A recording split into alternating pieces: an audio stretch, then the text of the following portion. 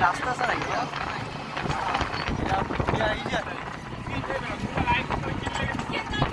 যেদিকে গেছে